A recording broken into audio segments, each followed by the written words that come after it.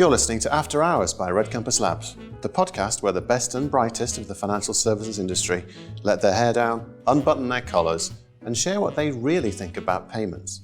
Let's kick things off.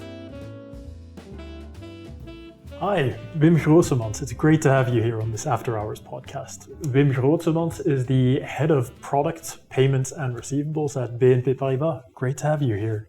Pleasure. So we're almost a year into ISO 20022. Where do we stand today? What are your views on how far we've come and where we're headed? BNP, obviously a large cash management bank, one of the large players in the world. Where do you stand with ISO today? So it's quite interesting to take one step back and to say, well, it's been a year since we've done this first big deployment on ISO. Well, on ISO for cross-border and high-value payments, because we've been doing ISO since very long, since SEPA already, I would say. We've had a proactive approach to implementing ISO in the sense that from our target technology stack, because obviously there's a link as well with the technology investments that the bank is doing, where we've been sending proactively ISO from the start after a small ramp-up period when it comes to customer payments. So the PAX 8 version, we've been quite quickly in adopting that because we just want to get this done quickly and start reaping the benefits. So that's been going quite well. The go live was pretty smooth. As always, when you do these things, you see that probably we've done it as well. We've been receiving some messages from other banks as well with some mismatches in data that create some more manual work. But overall, that's quite stable. We have some work to be done on the PAX 9 side, which is planned. So I would say we're at a quite good accelerated pace of getting there. In general, what we see in the market is an adoption rate of I would say not far from 20%, knowing that we still have 2 years to go. So I guess there's some work to be done. Fantastic. Well, you mentioned interestingly that you took a very proactive approach in ISO 20022. We see that a lot of banks are basically using boundary translation solutions or using Swift translation to process ISO payments. But I think that's different at BNP, and you went full hog on ISO processing natively. What made you go towards that decision, and how's that turned out for you so far? Sure. So first of all, just want to make something clear. We do still use Swift translation in bespoke geographies where we have not yet migrated to the target technology stack. But overall, effectively, we've gone fully fledged on ISO to start, for the simple reason that we want to put ourselves in the target state to be able to, basically face all the challenges that our customers are facing, and building a native infrastructure that is able to cope with the future challenges when it comes to payment processing and rich data. So from that perspective, we've taken, I would say, a proactive approach, and it's starting to pay off in the short run. Fantastic. And obviously you're a large bank, you're participants in clearings across the world, a lot of them also having been on ISO or migrating towards it. How's that journey been? Because they say, ISO, it's the universal language, but there's all these different regional dialects. Has that been a challenge to deal with? It's a challenge. It's time consuming. There's the overlay version of CBPR Plus on Swift, and then there's the HVPS kind of version for the RTGS platforms. There's obviously the calendar that we have to follow in Europe, in APAC, in the Americas to migrate at the right time to the new formats.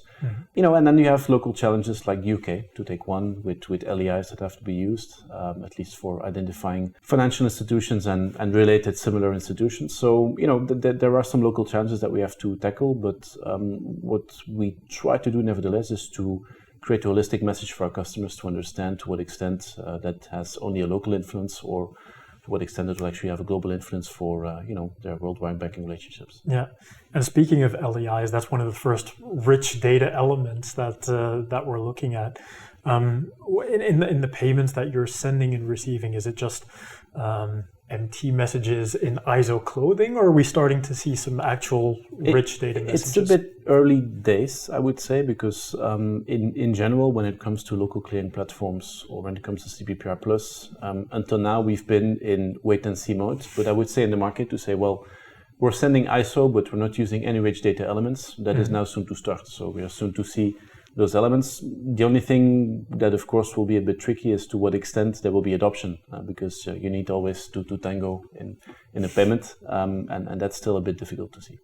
So besides being rich, of course, ISO payments are structured.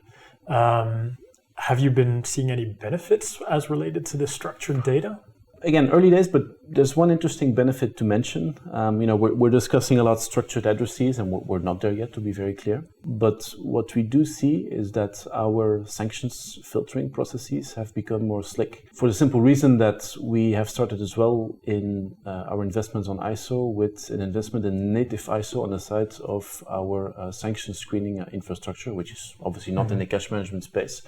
To be able to also look at the native data, and for the simple reason that ISO messages are by themselves more structured, already that is paying off in part. But obviously, we're expecting much more efficiency with the structured addresses to kick in 25 and 26. Absolutely, and it's a really important thing, right? Because as payments start to become slightly commoditized, it means that we need to think about processing efficiency, straight through processing, and getting those marginal gains. And this is where, even though it's a small start, when you look at the overall ambitions we have with in the community with ISO, it's good to see that having a ISO native approach actually immediately pays off. Absolutely. Coming back to rich data, have you started to see any corporate use cases around rich data? Are any corporates banging on the door asking, please, can we send rich data or can we receive it? What? Apart from a few real amateurs, nobody's really knocking on the door. And that's a problem. Because obviously we're making, on a community level, an enormous investment, whether there are banks or market infrastructures, SWIFT, and ultimately the corporates. So we have some nice benefits on paper, but what I'm quite afraid of is that we're never going to make them concrete, and it risks to become kind of a chicken and the egg discussion. So the discussion I'm starting to have left and right, and it's actually even an open invitation to all the viewers to contact us and to have a discussion, is that, take the example of structured remittance data. It looks great on paper. We know that lots of corporates are having teams, with several people doing nothing else than reconciling the reporting they get from their payments, typically in the B2B space, to the extent that they're not using pool receivables like request for payment or direct debits. Structured remittance data has the promise to solve that, but somebody has to start sending it, has to invest to start sending it, and when these invest, they will also need to see some return. So we need to create a momentum around these use cases. That's just one of them. To start small, but start showing that there's a benefit. Probably including the ERP software providers as well in order to make this work. So I think we need to break this chicken and egg cycle to make it more than just theoretic. Absolutely, and I think you're hitting the key point there, right? Because it's a trifecta of organizational types that you need to address. You have the banks, both sending and receiving, you have corporates, and you also have their solution providers. Any particular use cases or any specific industries where you see the biggest promises? I think in general, when it comes to B2B in general, there's a huge potential for several reasons. But first of all, since B2B payments simply are quite data rich, we see often these cases of companies sending payments and saying, well, look at the email with the PDF and match it, this kind of stuff. So clearly there's a benefit in general when it comes to the B2B space. We also know that electronic invoices are going to kick in, and especially in Europe, but also beyond France, Europe. The dates are being a little bit postponed, but in the coming years we'll see that. There's a very simple principle to that, according to me, which is to say, well, when the data of an invoice is structured at the basis, because it's an electronic invoice, it actually creates the potential to make the complete payment and receivable chain behind it as well, digital and structured. So that's one that is particularly promising, I think. In combination as well, as I said, with poolside receivables like request for payment, which could also work digitally on the back of electronic invoices. But there will always be credit transfers, for the bulk of invoices, saying I'm paying this invoice for 50% and so on. So there's a clear benefit and potential there for rich data. Yeah. And certainly in request to pay type of use cases, it makes a lot of sense. And as a consumer, I'd love to be able to see my invoices directly in my banking app and to be able to see them directly in my payments. One of the other things that's coming up in the next year is these new CBPR plus messages related to exceptions, investigations related to charges.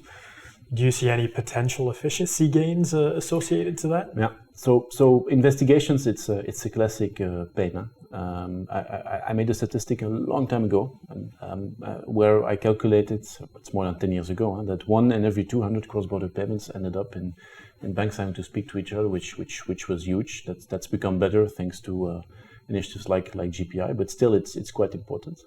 It's still quite a manual chore. Actually it's still sending each other basically letters, right? So there are two dimensions to this. The first one is that we should avoid having exceptions and investigations, which we do by better structuring payments, pre-validating the data, and so on and so forth. Standardization, so that should decrease the number of investigations in the future. The second point is, when we still have them, and we will still have them, is try to automate them. And clearly there's a potential for exceptions and investigations in XML mode. We tried that a long time ago with Swift TNI, but we have to bring this back to the table and to make the process for the ones remaining that is fully automatic, at least as much as reasonably possible. And it's interesting that you mention avoiding exceptions, avoiding investigations. It's also one of the use cases that I'm keen to explore with ISO 20002. For example, if you have a client who has a name that's similar to someone on an OFAC list or on a sanctions list, that you can proactively send additional information such as date of birth, passport numbers, for companies, LEIs, to basically provide your correspondent or the beneficiary bank with that data upfront, making that investigation process that much smoother. And increased transparency, which is a key goal that we should continue to have in the industry. Absolutely. Thank you so much, Wim. This was an insightful discussion. Anything else that you want to add besides this open invitation to discuss ISO use cases with? Well, I guess the only thing to add is that it's an exciting journey. There's a lot of potential, and I'd just like to reinforce the message to say, well, let's make the benefits more than just theoretical. Absolutely, and let's catch up again soon to see where we stand then. Sure. Thank you very much. Thanks, Kjeld. Thanks for listening to After Hours by RedCompass Labs. If you've enjoyed this discussion and are listening on Apple Podcasts or Spotify, please do follow us to be informed about new podcasts coming up. That's all for this episode. See you next time.